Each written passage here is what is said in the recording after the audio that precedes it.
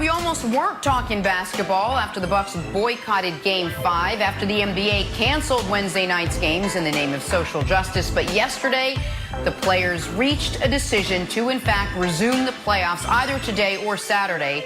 The league's still figuring out the schedule. But, Chris, what was your reaction to how all of yesterday unfolded?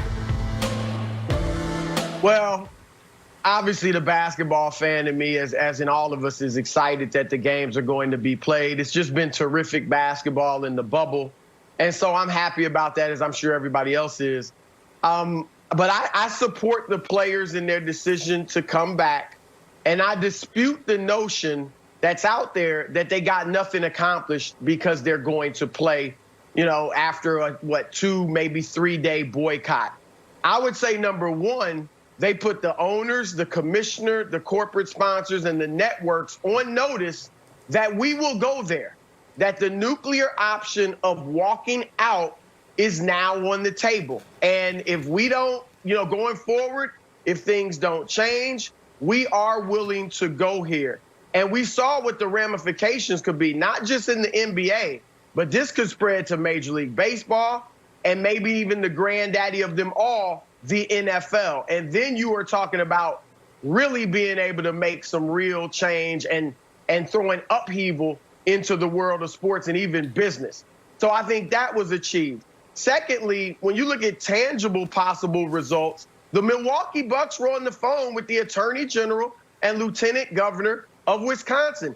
And they joined the governor in calling for the Wisconsin legislature to start meeting next week on Monday to look at a police reform bill that's been on the table for more than a month and hasn't been looked at. So if that is achieved, that is a tangible change and result that you can trace directly to the Bucks' decision a few days ago to not play. So, and then, of course, getting the owners involved. If the players can get the owners to support them as equal partners in this fight for justice and not just supportive bystanders, then that also could be a win. So I think that some good has come out of this and will come out of it. So, again, I support the players. So here's the thing. The folks who are most adamant that the NBA players accomplish nothing by returning, many of those folks are the same people who are most adamant that they shouldn't have stopped playing to begin with.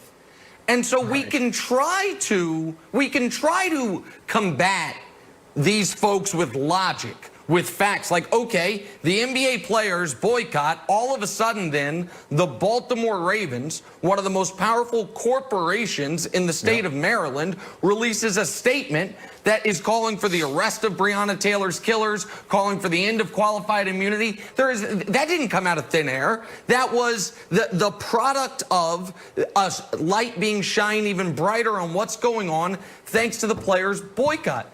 But here's the problem, and this is where it is tough at times, and I don't mean to say this is going to sound arrogant, but I don't mean it to. This is where it's tough being on the right side of history, is the folks that you're arguing with are so shameless that they don't need any level of consistency. They don't need to not be hypocritical. They can, in the same breath, explain why it is the reason the Second Amendment is so sacrosanct is because you have to be able to protect yourself against an oppressive government, and later that day support the oppressive government. Like, there is no level of like, well, wait, hold on a second there, sir. I think there's a hole in your logic. Because the logic is, if you're loud and black and you stand up for yourself, I'm against you. And so the folks that are mad at the NBA, of course they are. They spent a few weeks pretending they cared about the horrors in China, which was a good break from them pretending they cared about the horrors in Chicago. They don't actually care about those things. It's just a way to silence black people. And so I think it is important to, it's hard to dismiss, tens of millions of people.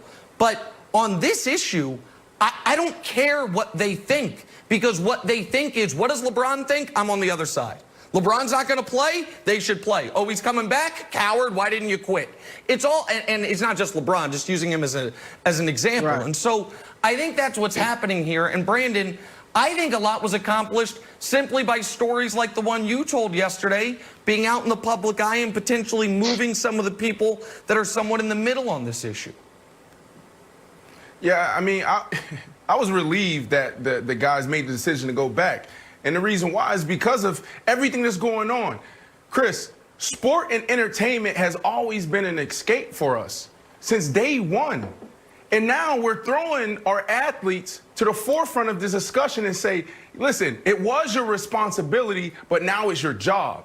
And I just don't agree with that. I think we need to be responsible with the platform we've been given, but we literally pay men and women to do this job every single day. They are making a career out of this. So to ask our guys to carry this burden by themselves and our women, it's just not fair. Okay, but I will say this. They're doing a phenomenal job. If I'm them, I embrace this moment. I play my brand of basketball. I go lights out. If I'm LeBron James, I drop 60 tonight, and then I push the conversation back in the forefront. Because now the entire world, the attention is surrounding this bubble. This is the moment for you guys. But play basketball. Use this to continue to push the conversation forward. Now, after being relieved, I turn on my phone, and my phone is being blown up. I got all my ex-Chicago Bears teammates hit me up about Brian Urlacher, a guy that I've always used as the example of true leadership, a guy that I say, not all these people on my wall, out of all these guys, and I got over 100 jerseys, the one guy that I say, I got Larry Fitzgerald right here. Or sorry, on the other side, Larry Fitzgerald. There you go. This is the ultimate pro. Yeah, this is the ultimate pro. But out of all of these guys, the one person that I always highlight is Brian Urlacher because of how he leads.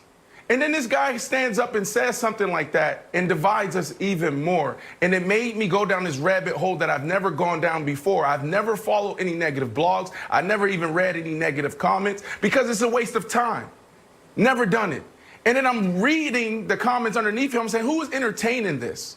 And I find this one guy got a little blue check, and I go to his post. He has like 100,000 followers, and all of these people are following this guy, and he's literally telling people to arm themselves and then be violent.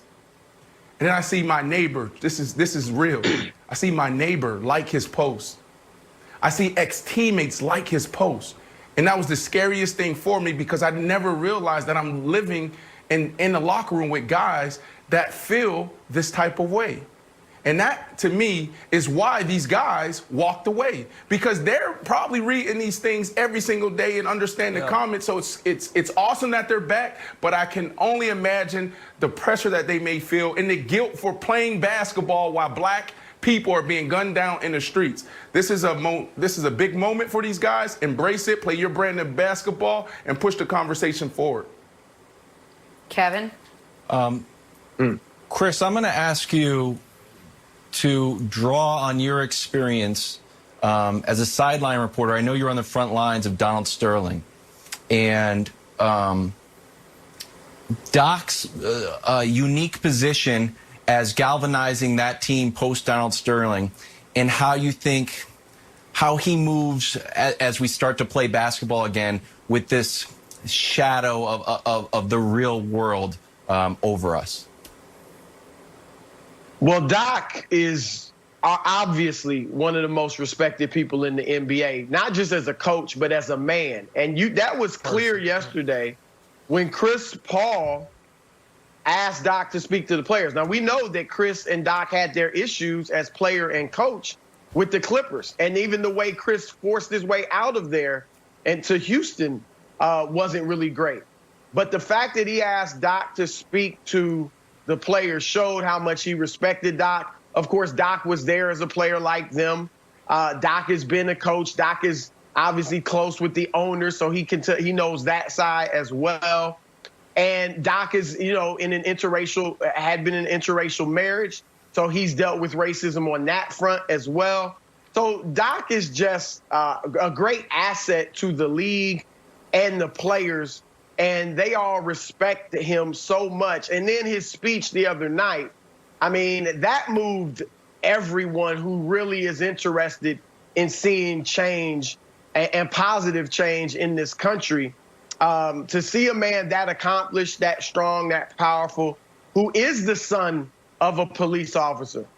To see him break down emotionally the way he did, I just think was a galvanizing thing for players, and that's another reason they wanted him to speak. Well, we're going to hear from Doc Rivers coming up in a little bit, but on the other side, we're going to take a turn, talk a little